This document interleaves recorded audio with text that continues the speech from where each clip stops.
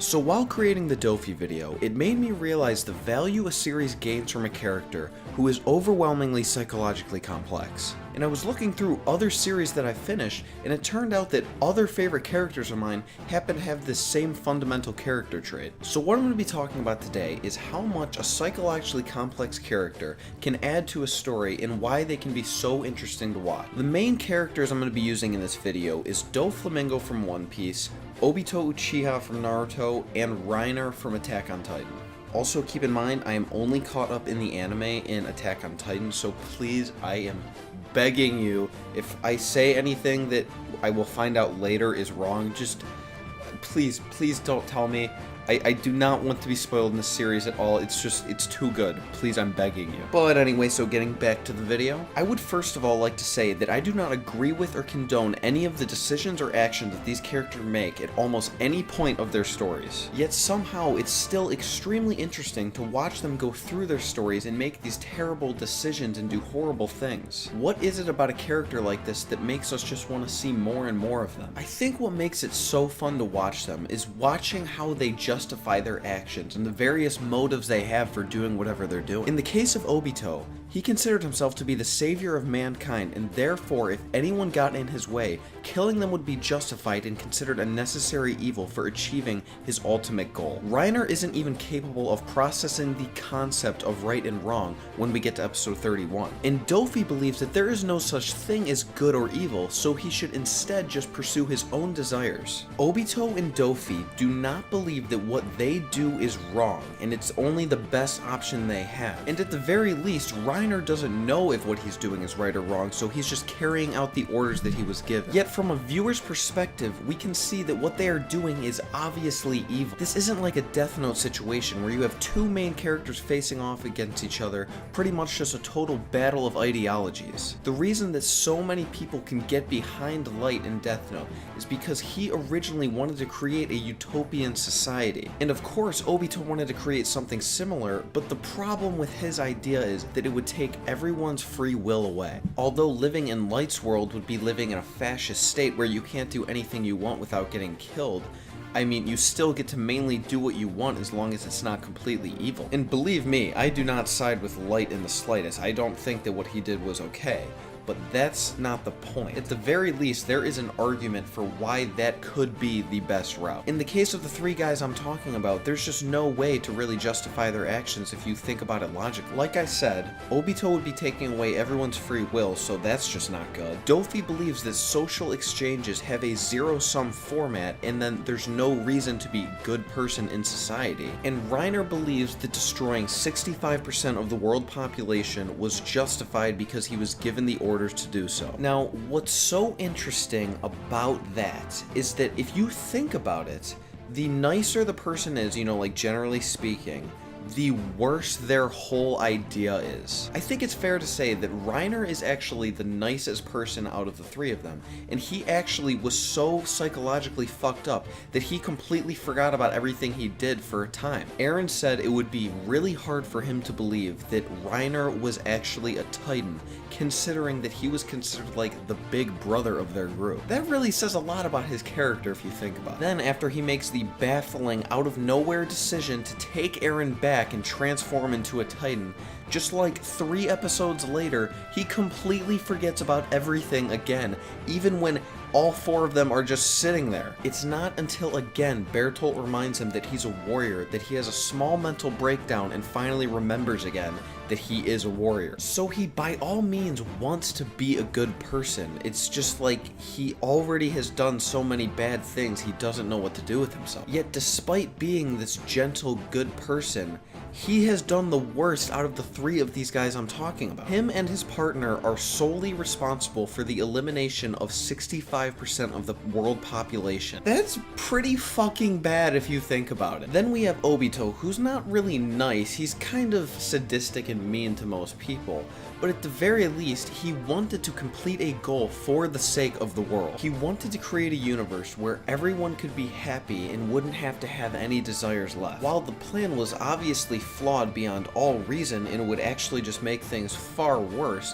at least he was trying to help. And then in the case of Dofi, I mean, he's just a self-serving asshole. Like, besides the very select people, in other words, his crew, he doesn't give a shit about any single person in the One Piece world. Because of all the fucked up things that happened in his childhood, all he wants to do is to destroy the Celestial Dragons. This is a pretty minor problem compared to the goals of Reiner and Obito. In fact, I would bet that 99% of the One Piece population would be on board with that idea. No one really wants the Celestial Dragons around, he just wants to kill them and torture them in the most brutal way possible. Yet at the same time, he is the most evil of the three of them. How the hell does this kind of thing happen? I think the root of the problem here, as well as the source of the character trait that these kind of people pick up, is their amazing backstory. Now, while I, at least, since I'm not that far in the story, do not know too much about Reiner's backstory, I think I know what's most important. What I know is that he was trained to be a warrior from a very young age, and apparently that system was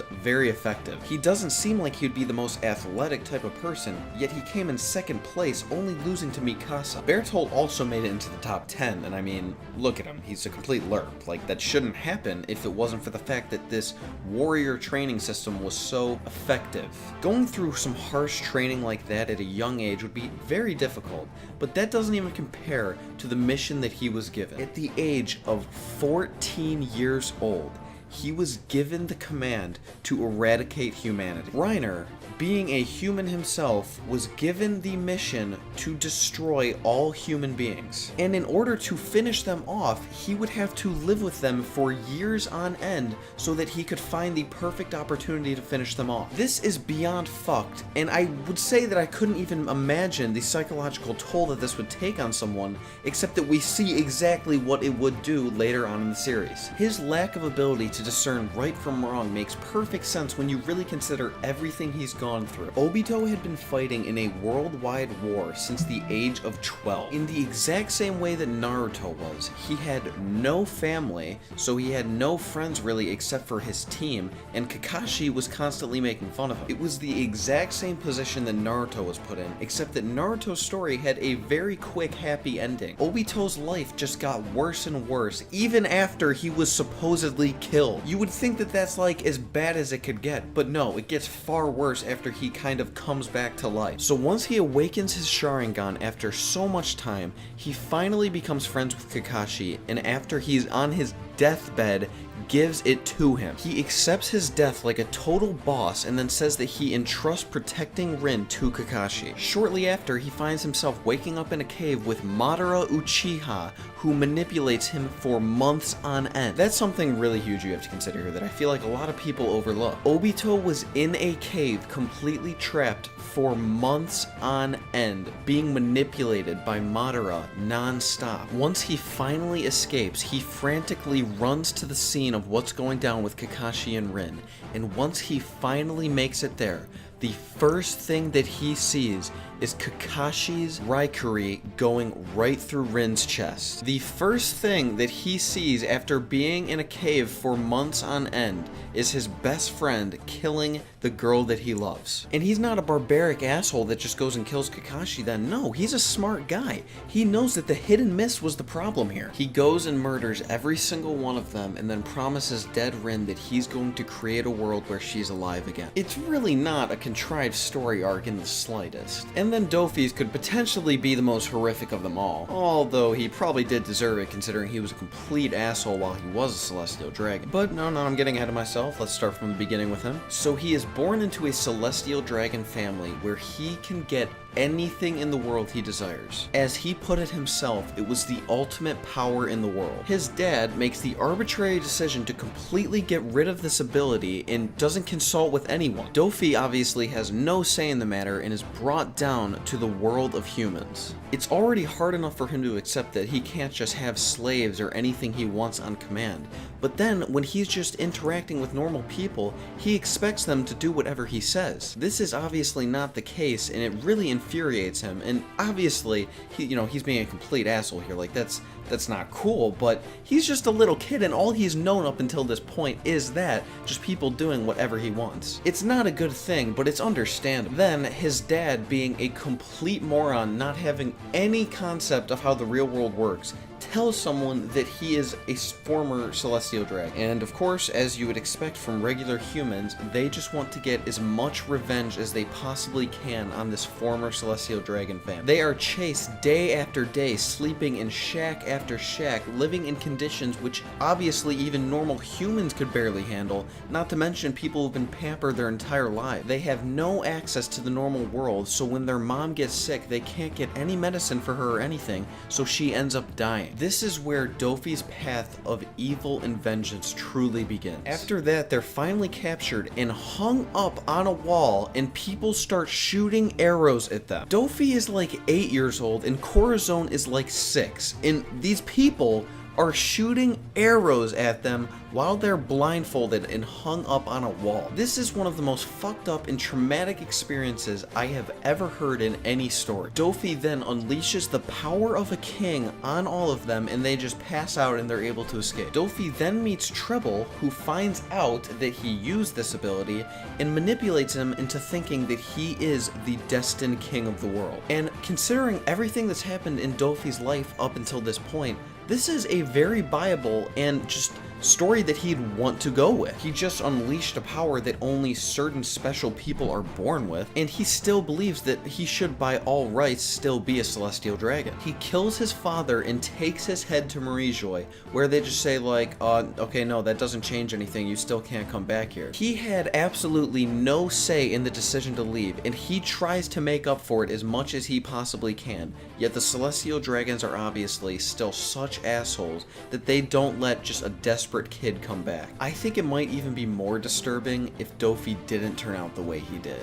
But that's all I really have to say about these guys. I know for a lot of these characters, people either love them or hate them, and I think a lot of that comes down to the fact that they're just evil characters, generally speaking, and that's why a lot of people are turned off by them. So hopefully I've given you more insight and reason to enjoy their character arcs. If you enjoyed this video, remember to give it a thumbs up and subscribe if you haven't already. Leave me a comment letting me know what you think about this video. It's definitely different from the things I usually do, but I had a pretty fun time making it, and I think it was a cool topic. And yeah, that's pretty much it. I'll talk to you guys on Wednesday.